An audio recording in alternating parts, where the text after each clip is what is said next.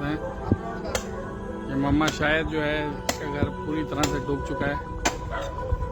अभी तक कोई नहीं आया यहाँ पर इनकी मदद के लिए।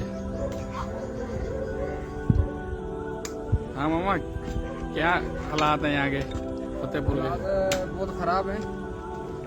सारा घर जो 5-6 फुट अंदर पानी जो लगा है, कमरे सारे जो ख़राब हो गए। इस वक्त तक कोई सरकारी नुमाइंदा आपके पास आया है? कोई आपकी मदद के लिए?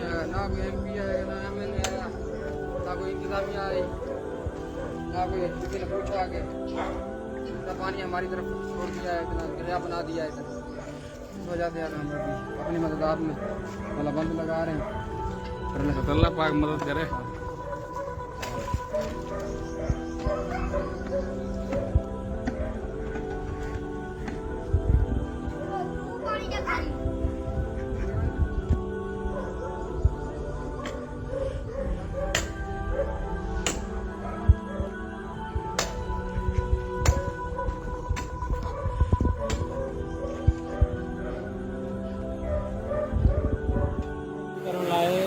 तरीको बंदो बिनी साइड है तो बिल्कुल धारा नहीं बनी उनको बंद करना मतलब लीकेज बंद हो सके तो बना जो सैलाबी पानी पे तो जो खोले नहीं चले साफ जो पानी